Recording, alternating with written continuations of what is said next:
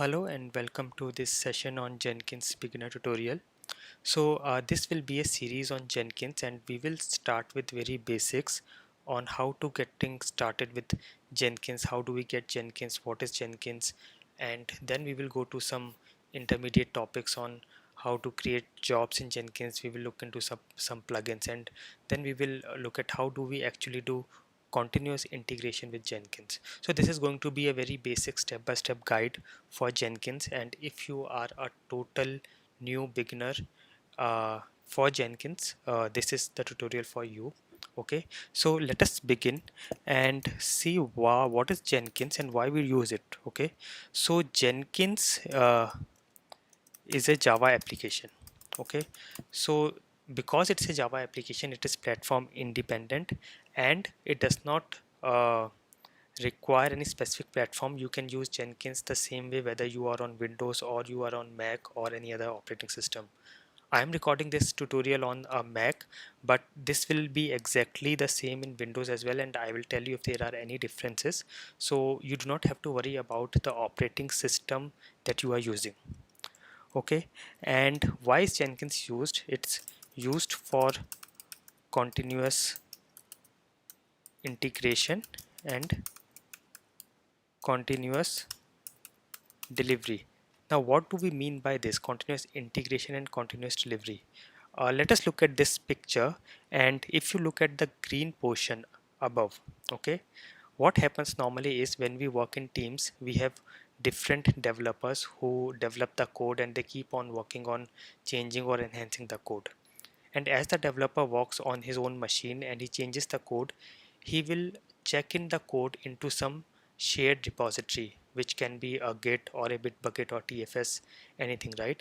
Now, what happens is, let's suppose through the entire day, there are many developers who are changing the code and checking in the code in a shared repository.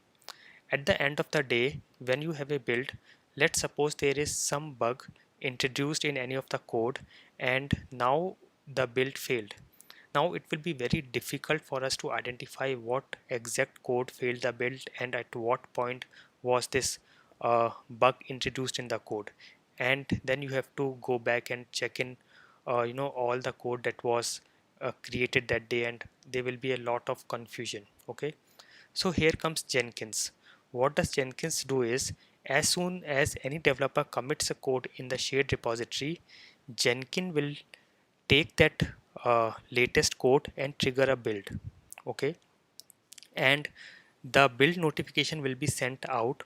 So in case there is any problem with the build or there is any error, you will get notified as soon as the build gets triggered and builds completes. Okay, so we can uh, check that if there is any issue due to any commit, we can reverse that, and we will not waste a lot of time in finding out what code caused the break.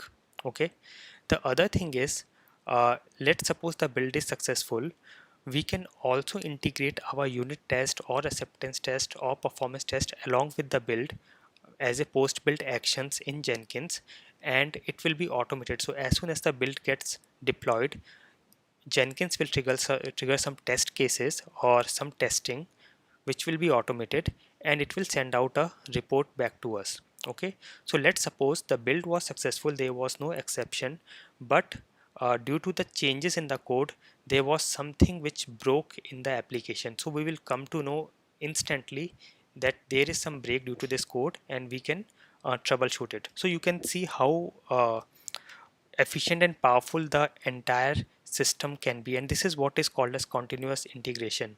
We are uh, taking the code and doing a build as soon as the code gets commit, and then we are also triggering the test and we are sending back the report. So as soon as there is any change in the code, this entire cycle gets triggered and we come to know if there is any issue with the application. So this is what continuous delivery is all about, and this is how Jenkins fit into the picture.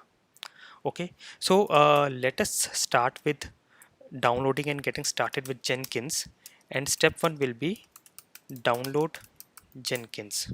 Okay, so let us go to our browser and I will just say Jenkins, and the very first site I get is jenkins.io.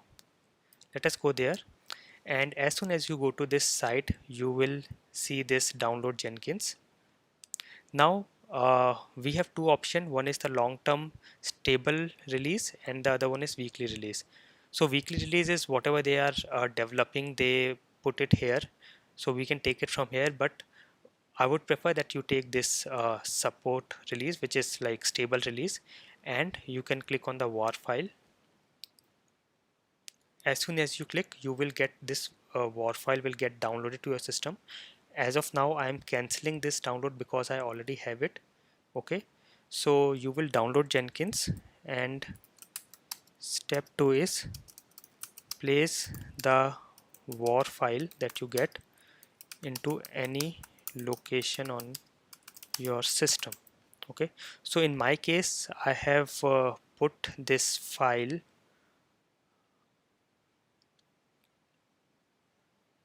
under desktop Jenkins. Okay, you can see the jenkins.war file is present here.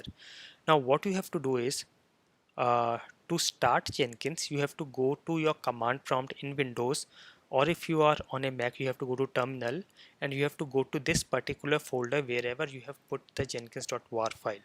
Okay, so step 3 will be go to command prompt in case of Windows, or terminal in case of Mac, and there you have to type the command. You have to first go to folder where jenkins.war is, and then you have to type this command java-jar jenkins.war. Okay, so let me go to my terminal here, and I will first go to the folder where my jenkins.war is.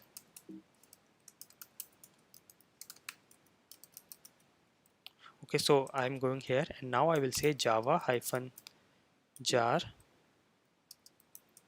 jenkins.war and enter. So as soon as you click enter, you will see some information coming here. So this is extracting from war file.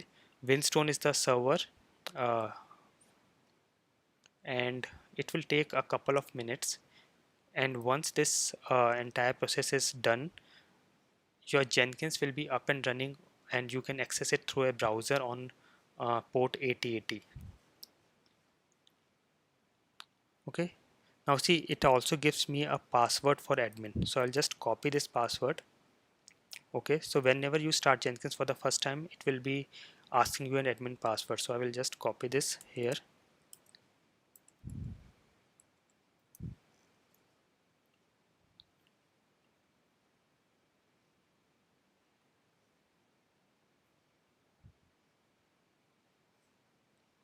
Okay,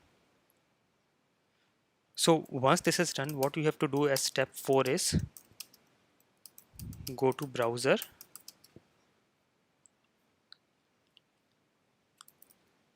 and you have to say localhost 8080. Okay, of course HTTP will be there.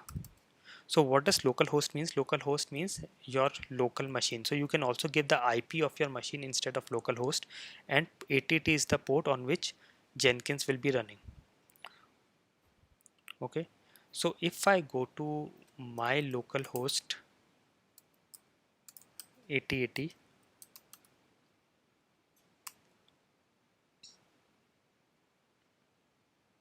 now you can see it is asking me for that password, right? So I will give the password which I got from here, this one. Okay, now this password will also be saved in your .jenkins secrets initial admin password. So in case you cannot find it here, you can go here and get it, and I'll show you how. As of now I'm just going, and I'll put this password and say continue, and now it will start my Jenkins initial screen. Okay, now as soon as you enter the password, it will ask you to install some plugins.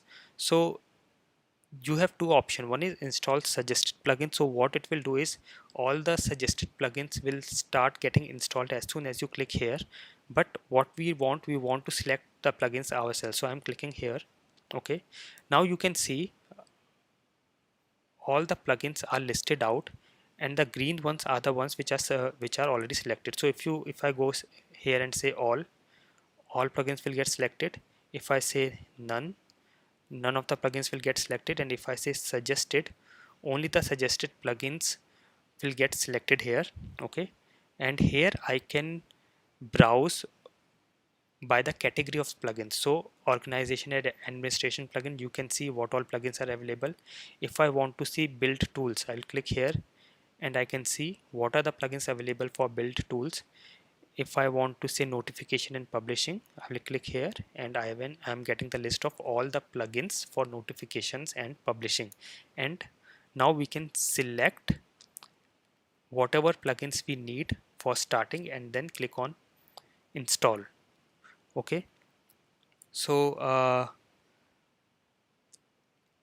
I'm not selecting any plugins, but yes, you can select the suggested plugins. Okay, and then you can click on install so that all the plugins will get uh, installed into Jenkins. Okay, after that, after the plugins are installed, you will get this screen, create first admin user.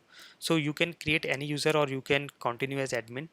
So if you create some users, you will get a separate user, otherwise you can continue as admin. Okay, you can start using Jenkins. So now we have uh, downloaded and started our Jenkins, and this is the home window of the Jenkins. Okay, now we also should be aware of where are all our plugins in the Jenkins directory.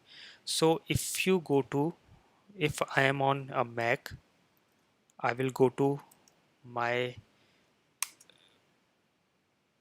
user folder, and here you will get a .jenkins folder. Okay, now here I am not getting it because it is a hidden file, hidden folder. And if you are on a Mac, what you have to do is go to your command prompt